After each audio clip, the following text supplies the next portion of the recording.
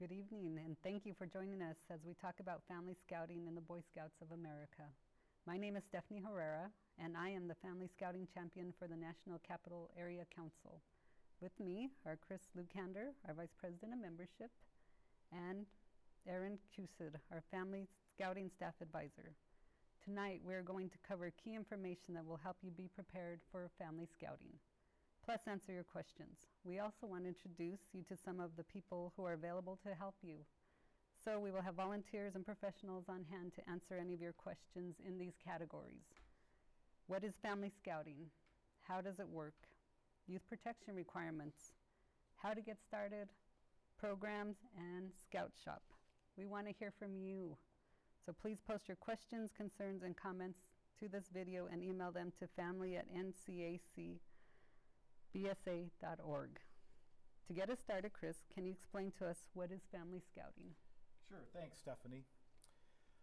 My name's Chris Lucander, and I currently serve scouting in several capacities, one of which is as the Vice President of Membership for the National Capital Area Council.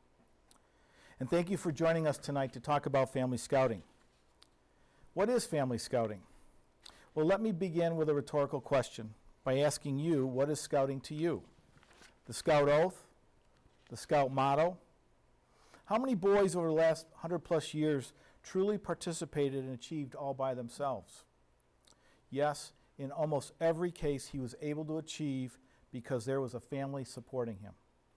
The family is a strong, wonderful, cohesive unit. It's only natural to officially make the program available to our families. As you know, our mission in scouting as volunteers is to prepare our young people to make ethical and moral choices over their lifetimes by instilling in them the values of the Scout Oath and the Scout Law. We are excited to announce that our Cub Scouting program is now open for boys and girls. And in February, girls aged 11 to 18 will be able to join the program, which will then be known as Scouts BSA.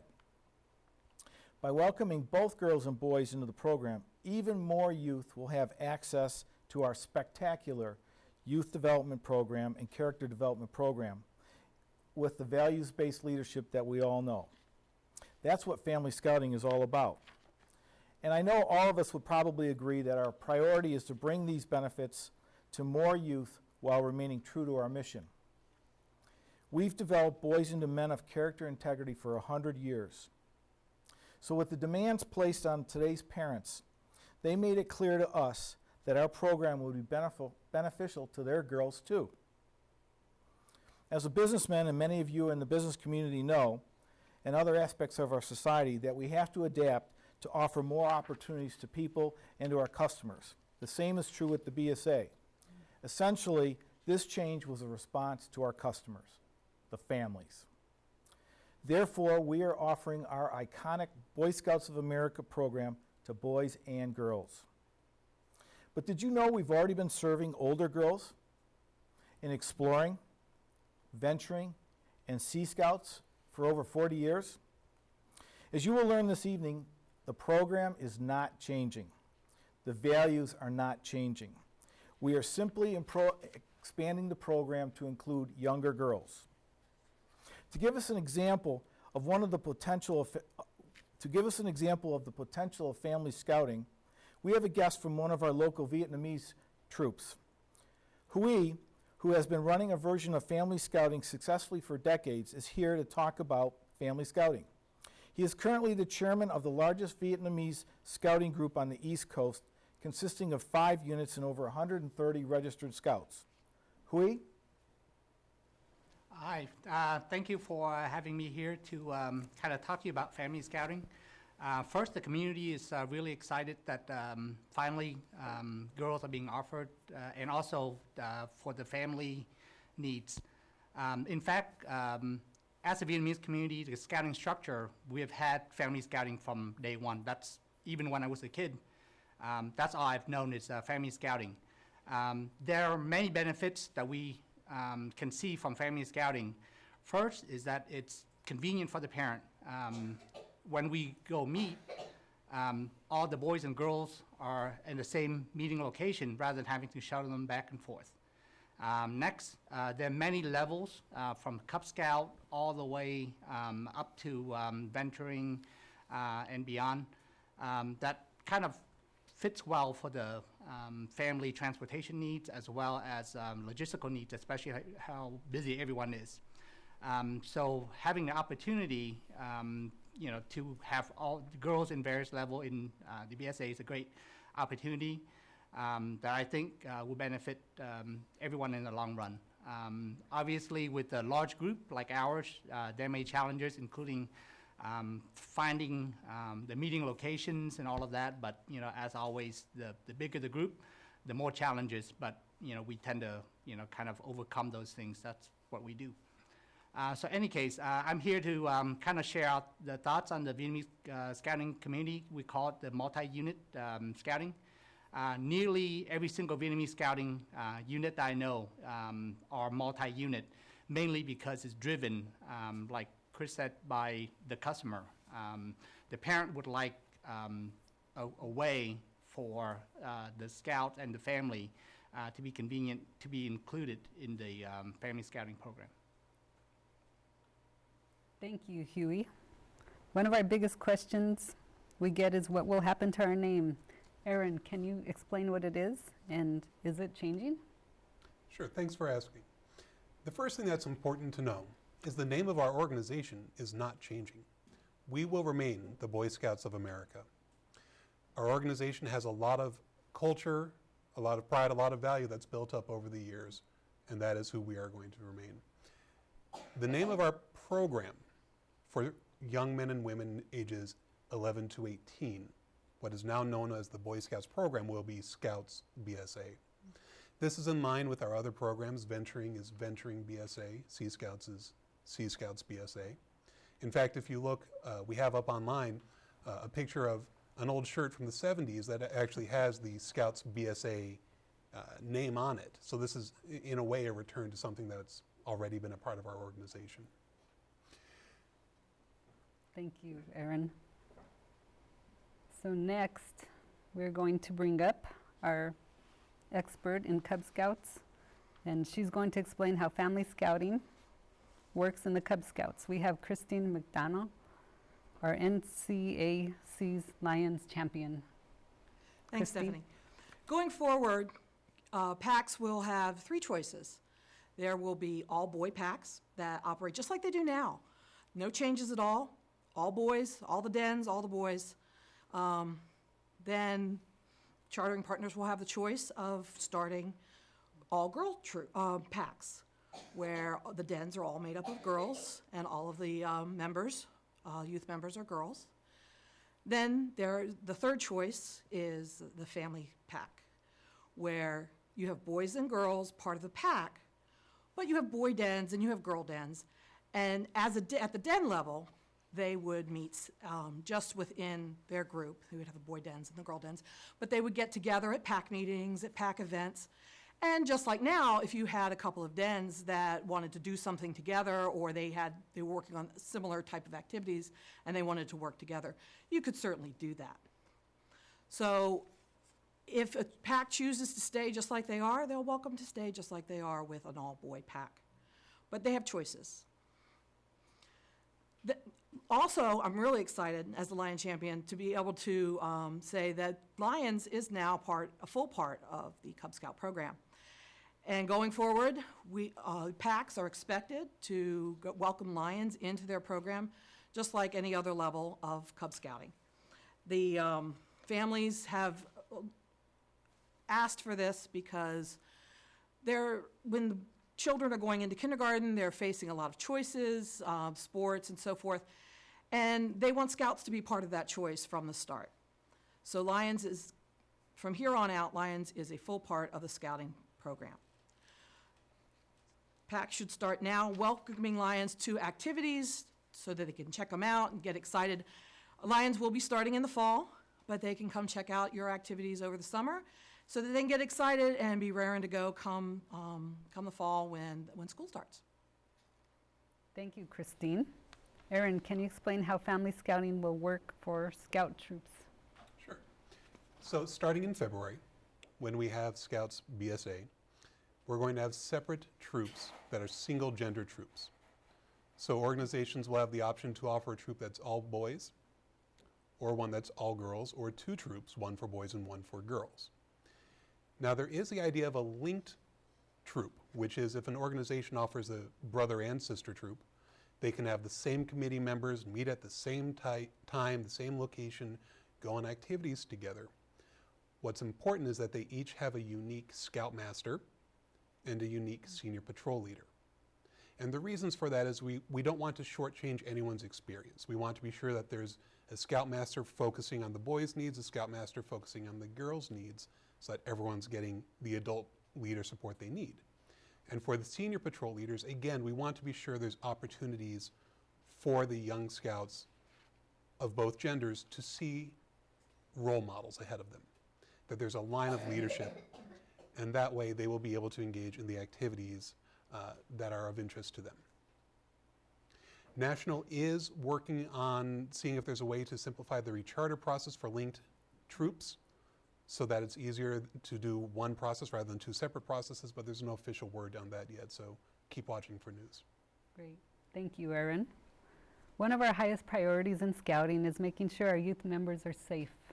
To address the updates to our youth protection policies, we are joined by Jim Wilson, the chair of the BSA's National Youth Protection Committee. Jim, thank you for being here tonight. Stephanie, thanks. Thanks for having me. Over the last couple of months, there have been some modifications made to both our training and to our policy and procedures, which we would call barriers to abuse. The first that many of you are aware of is that we have just recently, last several months, changed our youth protection training to what we would call YPT2. All new adults registering will have to take that YPT. It's about an hour long in length before they can become registered. And all previously registered adults are required also to take that new training, again, about an hour long, before the 1st of October. The training includes 3 modules that address sexual abuse, bullying, and of course our policies and procedures. There's a certification test, and the training will be good for 2 years. Following that, there will be some additional modules that will be released later this year, which will be called recommended modules, dealing with other things that both parents, units, and the Boy Scouts of America are concerned about in keeping our kids safe. Over the years, we have developed what we would call policies and procedures called barriers to abuse. And of course, one of the ones that we really focus on is 2 deep leadership and no one-on-one. 2 deep leadership means that you need 2 adults when you're going to have interactions with any youth. The policy, as it stands right now, is that there will be 2 registered leaders over 21 for any activity involving scouts. The nuances of whether it's male or female are still being identified right now, so it's about 2 or 3 days premature for me to be specific on that going at this point. But 2 deep leadership is meant to be a minimum. It's meant that that's the minimum that you should deal with, and it really depends on the type of program that you are working with, whether you need additional leaders or whether you need specific types of leaders. A couple other points that is appropriate to talk about right now. Effective the 1st of June, as our kids and our units are going to long-term camp, all adults and or parents accompanying units are required to be registered if they are going to be with the unit at a long-term event for greater than 72 hours, and that 72 hours does not need to be consecutive. So our barriers to abuse are out there. We follow them. We ask you to concern yourself with following them, and the specific details on specific units, dens, patrols, on whether they have to be male, female, that will be released very soon because, again, we're modifying that. Next week is our annual meetings, and we expect the release of that information to be rolled out at that time, along with some other additional items in the barriers to abuse that we don't need to discuss tonight. Thanks, guys. Thank you, Jim. Now we're going to answer some of the questions that have come in from our viewers. Couple of questions that came in. The first one, if we have units having activities at the same time in the same location, does that make it co-ed scouting? No, it does not. Okay. We're going to hear more a bit later from one of our venturers who will talk about scouting's true co-ed programs. But what's important about the Vietnamese scouting model or a linked scouting model is they're separating into activities by age and gender. And also, even with a linked troop, even if you have boys and girls in their troops meeting at the same time and place, there's a leadership framework in place. So both the boys and girls can go at their own rate in their own activities. Another question that came up,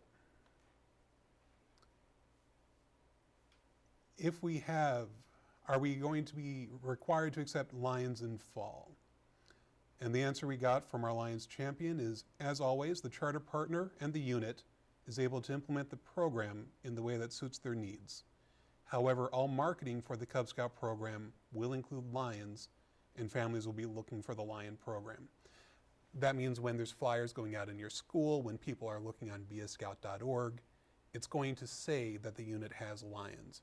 And if your PAC decides not to offer the Lions program, you might still get calls from parents of kindergartners who want to join. May I add something there, Aaron, real Please. quick?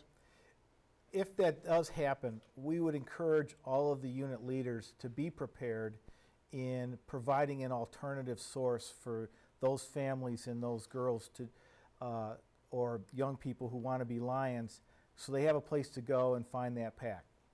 Thanks. Great. So thank you, audience, for sending in your questions. Please keep them coming. Another key part of Scouting success is our leader training program. And here to answer your questions is Danielle Valentine, a member of the Council Training Committee. Thank you, Danielle, for coming. Thank you, Stephanie.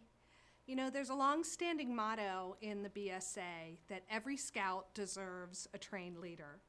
In the early days of the Boy Scouts of America, James E. West, who was our first Chief Scout Executive, was asked the question, what are the 3 most important needs that need to be done today?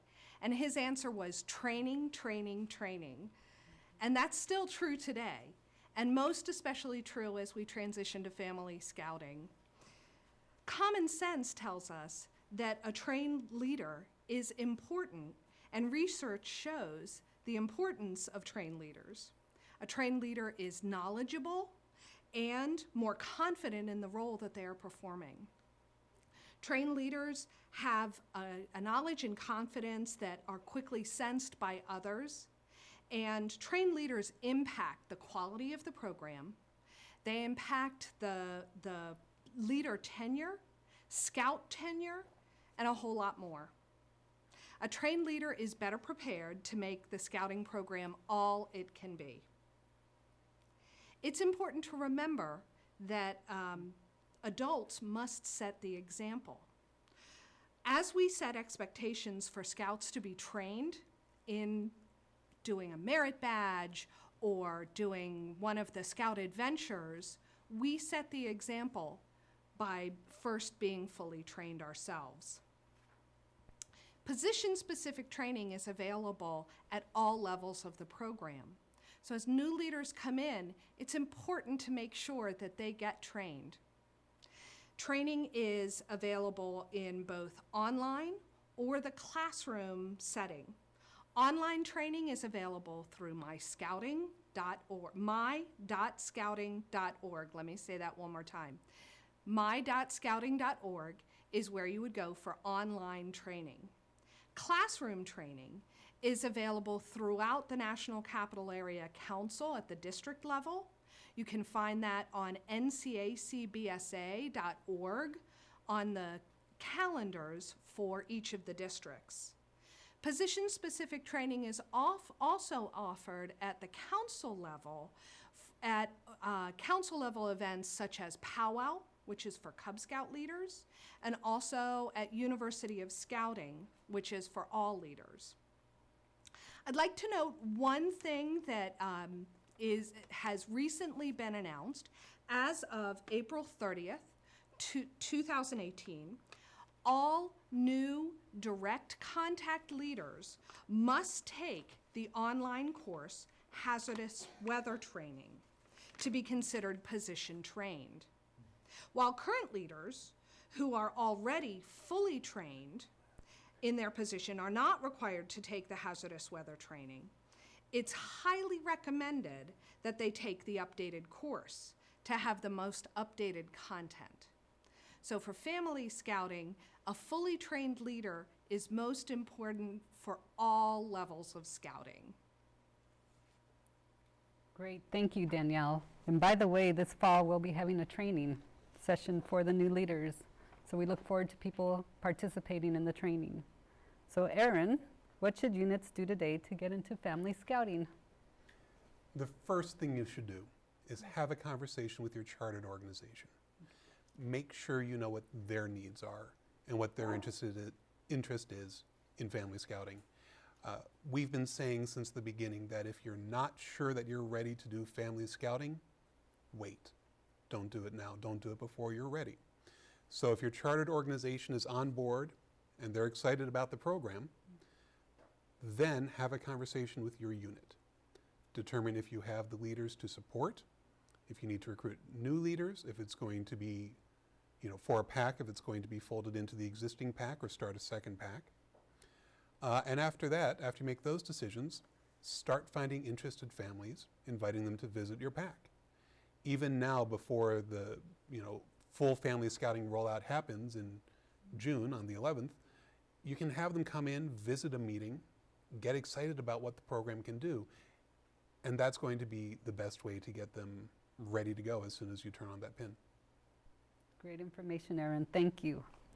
Now, with more tips on how to be prepared for family scouting is Baltimore Area Council Assistant Council Commissioner Jeff Seymour. Jeff? Thanks, Stephanie.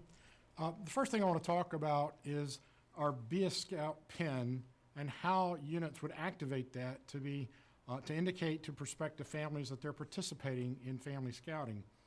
BeAScout.org, if you're not familiar, is the national portal. It's a website where prospective families can go, and by simply entering their zip code, they'll see a map with pins indicating the different units that are in their immediate area. They'll also be able to get information about those units and find out if they're a good fit for their family. They'll find out information about the Boy Scouts of America's programs. So not all volunteers can update or manage their unit's PIN. The capability is restricted to the chartered organization representative, the primary unit leader, and the committee chair.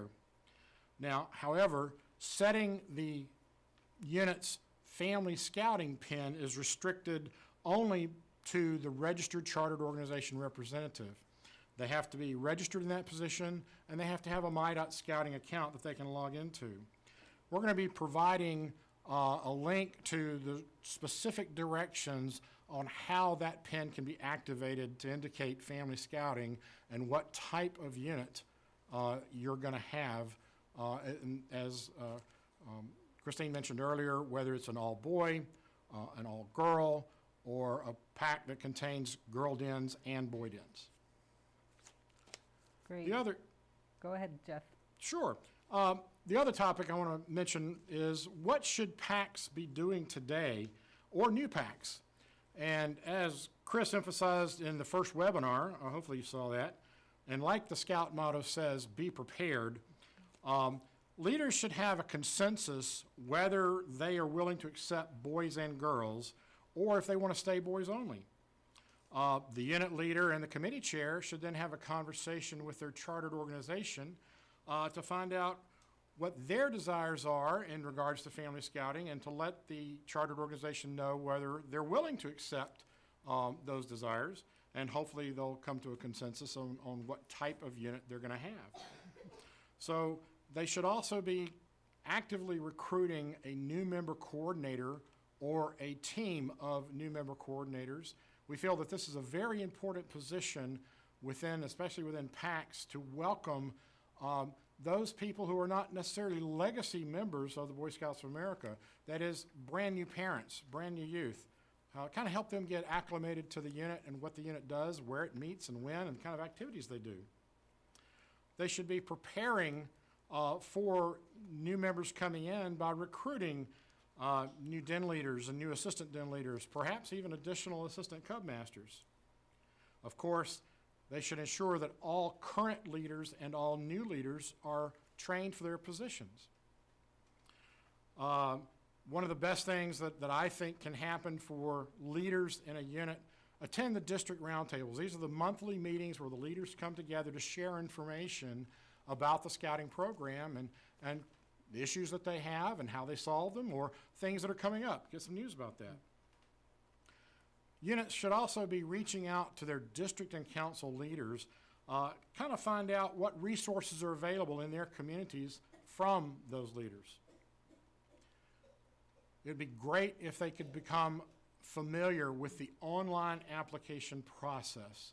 This is something that's relatively new to scouting. It makes it very easy for a new member, a parent or guardian, to sign up their youth to be a member, to pay their fees online, and show up at the meeting to have their application finalized. Talk to everybody you can in your community. Let them know the great scouting opportunities you're providing to serve the youth in that community. Great information. Thank you, Jeff. Next, we're going to take another break and look at the questions from the audience. Aaron? We've got a few more questions. One was about what do you do if you have to have a multi-age den? And the idea on a multi-age den is if you have fewer than 4 or 5 girls, 4 girls to make a den, 4, yes, 4. how do you get started with family scouting? And the answer is that you can have a multi-age den that serves girls of multiple ages in one group. So the question is, what type of program resources are there for that type of setup? The answer is there are a few things you can use. What we're going to do, though, because this is an important topic, rather than give an answer today, we will post on our blog later this week about how to run a multi-age program, and then we'll put the link to that blog post in the comments down here. So that was a very good question. Question is, how many female scouts will we need to start a charter for a new troop? If you're talking a new troop in the Scouts BSA program, in our council you need 5 youth members. Okay. 5 youth members and 5 adult members. If you have fewer than that, go out and recruit more, have them bring a friend. But fewer than that, it gets really hard to run the program the right way. We do have one piece of news that I just got right before we came on camera from National, and I want to share. They just finished collecting all of the information from all of the PACs and early adopters nationwide, and as of last Friday, May 11th, there were 4,000 girls already enrolled in Cub Scouts nationwide, so that's pretty impressive. Wonderful news. Thanks for sharing. The last question that came in right now is, how do we handle troop visits if there's not a girls' troop, if we have female Arrow of Light Webelos who are trying to complete those requirements? And the recommendation we've gotten on that is have them visit a boys' troop, because what's important is that we want them to see what the scouting program looks like and the type of activities they can engage in. So they can go visit an established troop, learn about the program, and that will prepare them in February to then start their own troop when they cross over. Great, good information. And now we are going to go back to Jeff. He has a couple more items he'd like to share. Thanks, Stephanie. What I want to talk about now is what can we do to get ready for scouting, and I mean the Scouts BSA program. And I'm aiming this really at district leaders and council leaders. And like Chris said at the Area 6 workshop back in March, don't forget the boys who are already participating in the scouting program. So besides not abandoning those current members to welcome the new members, which we need to do both, we need to start preparing to track the decisions that the units and the chartered partners have made. Maybe with a spreadsheet or just a document file. Keep track of, are they going to be accepting girls, or are they only going to be accepting boys, or are they going to have a family pack? We also need to try to make sure we can match up prospective members with the types of units that their family requires. We ought to be tracking the setting of those Be a Scout pins that I mentioned earlier to make sure that the unit has actually activated the pin if they're a family scouting unit, as well as encourage those units to make sure that information is current, up to date, and accurate, so those prospective families can find that unit to join. We should all be aware of the procedures and the requirements to create new units and be ready to assist in that process. Councils especially should be examining our facilities and our programs to make sure that we're ready to host both genders as part of our membership. We should start soliciting feedback from our units, find out what's working, what are the issues they're having with regard to the Family Scouting program. Maybe they have some best practices that they can share that we'd like to let other units know about. Finally, it's kind of common sense. We really need to have everyone strive to improve their journey to excellence so all of our members can have the best possible program. Great, thank you, Jeff. Appreciate all the comments. And next up to bat is somebody that's very near and dear to my heart.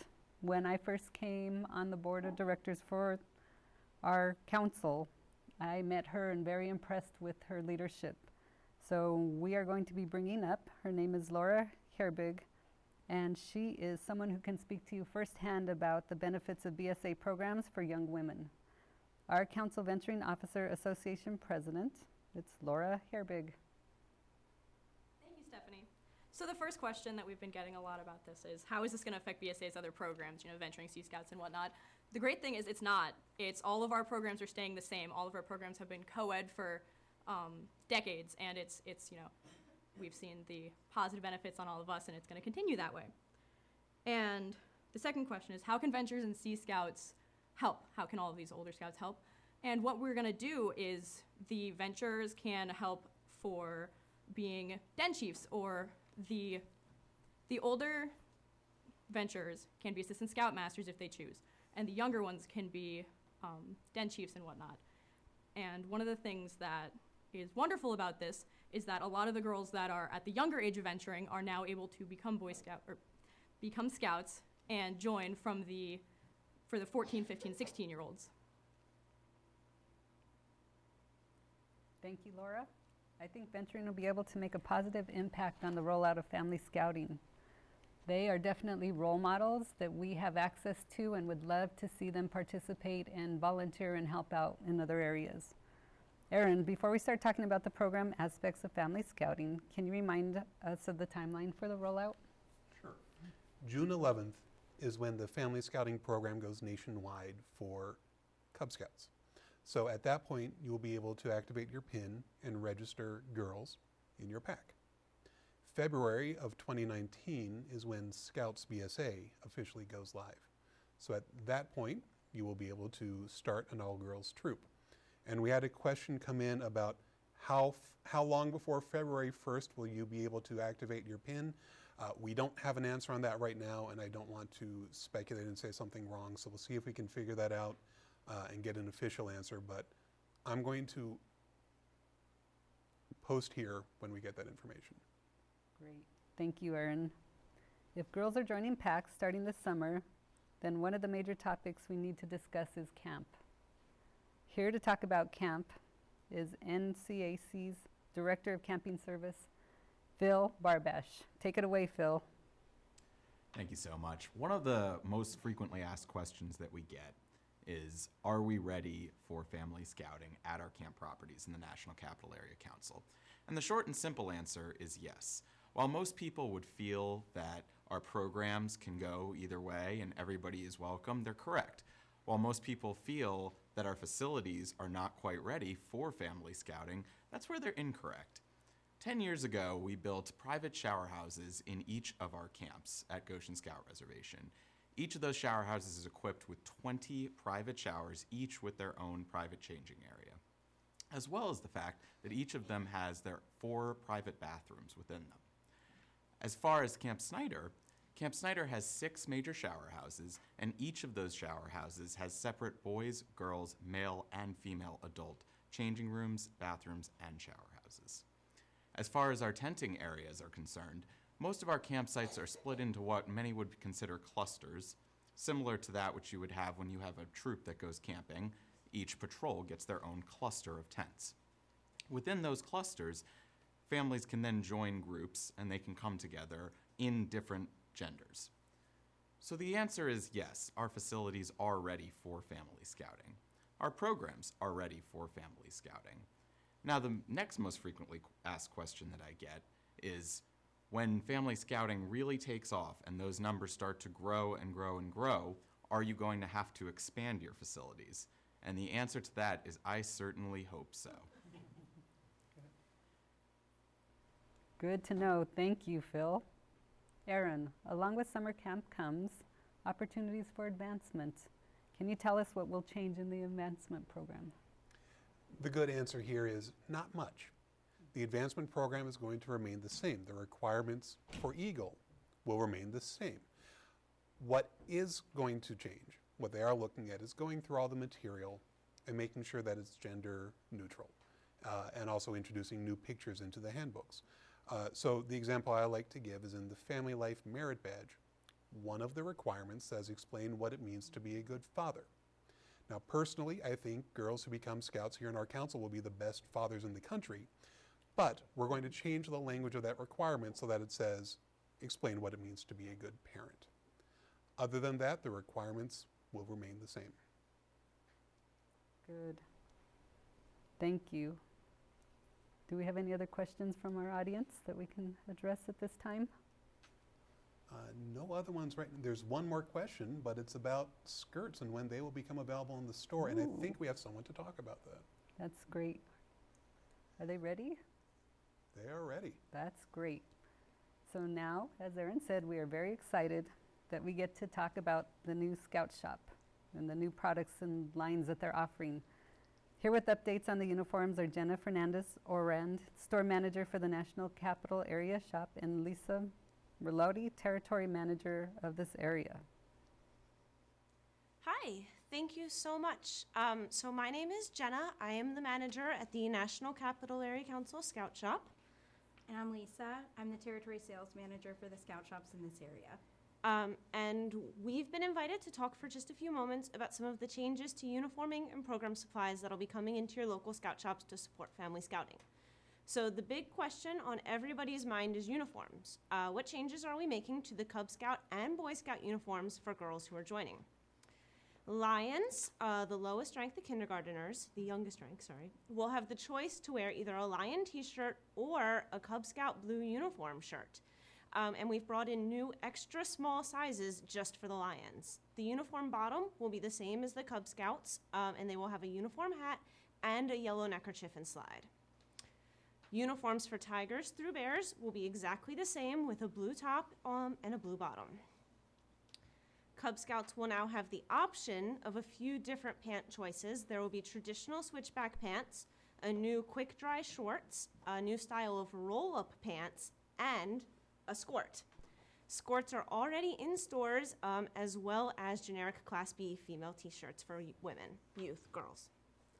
Some neckerchiefs and caps will be changing as well, although the current color scheme is going to be valid for the next 2 years to make sure that everyone can cycle through the stuff they already have. The new color scheme will be lions in yellow, tigers in orange, wolves in red, and bears in blue, and this will better align with the rank colors kids are already familiar with. So new handbooks are being printed and distributed to stores as we speak and should be for sale by the end of this month. The handbook colors have been changed to match the rank in order to simplify the buying process for new parents. Now all you need to know is Tigers equals orange. Due to the overwhelming customer feedback, the new handbooks will only be coming out in spiral bound, but will be priced $2 less than the current spiral bound handbooks, and will be priced at $16.99. The new handbooks will no longer need addendums and will be updated with images of family scouting and pronouns to include the entire family. Updated Den Leader guides will be coming out soon as well. One of our most popular items are our rank-specific t-shirts that we carry in the fall, the Class B t-shirts. These t-shirts will be updated to have a feminine and masculine style, but both are appropriate for either a male or female scout. The new styles are super cute and easily the best ranked t-shirts that we've had since they've come out. Additionally, there will be new merchandise designed to better support family scouting, like larger tents for family camping and a variety of sleeping bags in styles and sizes that will fit the entire family. Even Pinewood Derby accessories are being looked at right now to include the entire family. Webelos starting in 4th grade will now be in the tan uniform only. At this time, there is not a skirt or skirt option for female Webelo scouts available. They will wear the same tan top and green switchback pants that we currently carry. At this time, our understanding is that girls in Scouts BSA will be in the same tan and green combination that we currently carry. However, the National Committee is working on this now, and more information will be released closer to that program launch. We are looking forward to going on this journey with Family Scouting with you. Please don't hesitate to reach out to either Jenna, myself, or your local scout shop if you have any further questions. Thank you. Thank you. Great. Thank you, Jenna and Lisa. I can't wait to get one of those new shirts. So, Stephanie, yes. before we move on, we have a few more questions that came Okay. in from our email that I wanted to jump in with. Okay. The first is, what consideration, if any, will be given to allowing joint credit towards Boy Scout and Girl Scout requirements? That is a question we're hearing a lot, and it gets to an issue of what is our relationship going to be with Girl Scouts. My hope is that our relationship with Girl Scouts is going to continue to be as positive as it has been. Girl Scouting is a wonderful program, and there's a lot of families who will look at both programs and decide that Girl Scouts is better for their daughter, and there's some families that will decide to participate with us. And there's some families that will choose to engage in both. As far as the rank requirements having dual credit, that's going to have to be a question that gets resolved at both organizations. But in general, Boy Scouts of America advancement requirements say that you have to do credit for that badge individually. So I would not expect that to come through. The other question, we got an email with a lot of questions about what the future is going to be of how troops participate together. And I think what it comes down to is, if you have a linked troop, how are you going to manage having two troops using one meeting space or one set of equipment and things like that? And for a lot of these, there's a lot of questions about how you will share sites. Do you need separate bunkhouses? That will be answered as we get closer to the launch of the Scouts BSA program. We don't have all of those details yet. When it comes to the linked troop, that is optional. If you do not feel that your existing chartered partner can support two troops, then it is perfectly acceptable to start a troop for the girls at another chartered organization nearby, so that it's easier to have, twice as much space, twice as many community relationships as we're recruiting the leaders to help that. Great. Thank you, Aaron. Chris, we have heard from several program experts tonight. Can you sum up what stood out to you? Sure. Be happy to, Stephanie. We've covered a lot of topics this evening, but here are a few takeaways for you. First, our iconic program is not changing. It's expanding. Second, we've improved youth protection training and expanded who must take this training so we can deliver the safest and best program in the nation. Third, we've structured the program to be flexible in the delivery of scouting to young girls and young boys and their families, while preserving what we all know and love about scouting. We're not going to forget the boys. Fourth, family scouting works.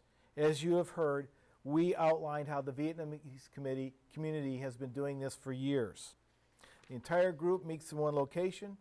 They have a joint opening. They break out based on what their units are. At the end, they reconvene, and they have a joint closing. You know what's great about this? It's a family, and the youth are in the program the entire early age till they age out. Folks, try it. It works. Fifth, all of us need to help each other. This is the largest expansion in our lifetimes in scouting. Let us live by the Scout motto, be prepared. That means educating yourself like you're doing here tonight. And then start talking to your charter organizations, as Jeff Seymour mentioned. They must be part of the decision on family scouting. If you've not already done so, start recruiting parents and other adults. The more volunteers we have, the more youth we can enjoy and educate them on our program. Now is the perfect opportunity to engage and recruit new families. Many units around the country are doing a spring recruitment drive. This is an opportunity where you can also talk up family scouting and what it's all about. Go out and tell the scouting story. Most likely, many of you will have activities over the next 30 to 45 days. Ask your children how many of their friends or which friends are not involved. Call that family and invite them to the next event. Sixth, take some time to find out where the training is near you, as Danielle pointed out. Call your council. Ask them when and where the training will be. Seventh, today is May 15th. June 11th is 27 days away. T-minus 27 days until you can turn on that pin for family scouting at the PAC level. Eighth, remember that family scouting is about expanding the opportunity for those children and parents who are not part of our youth organization. We have wonderful relationships and partners with other youth organizations around the country, and we've all done a great job through the years. So energize your fall recruiting by planning now and go after those youth who are not involved in any program. Ninth, being prepared also means being able to direct a family or a girl nearby, if they want to join a unit and you don't offer it, to a nearby unit where they can become involved. We don't want to have anybody walk away and not have an opportunity to join the scouting program. And 10th, thank you all for all that you do to build the integrity and character of our youth. Thank you, Chris. We covered a lot of information tonight, and we're not able to go into all the details. If you have more questions, please reach out to us, and we will do our best to answer. For more information, the best place to go is to the National Family Scouting website at scouting.org/family scouting. There's also information posted on local council pages. Ours is ncacbsa.org/family scouting. On social media, there are some great groups on Facebook, and trust me, I just joined one and I am getting so much information. It is overwhelming at times, however, it is great and inspirational to see the great work that's going out in the field. So please join them and join the conversation as well. Before we end the video, I want to say thank you to our experts. So thank you, all of you, for coming. Some of them traveled 2.5 hours to be here to participate today. And I would also like to thank Red Pixel for giving us the studio space and staff. So thank you to all of you for your help, and we appreciate what you're doing. Thank you to all our volunteers, parents, sponsoring organizations, all of you out there today listening, learning, and being part of our process. We appreciate it as well. So keep posting your questions. We will, on this video, we will answer them and share more information as it is released. And finally, I look forward to seeing you all around a campfire very soon. Good night.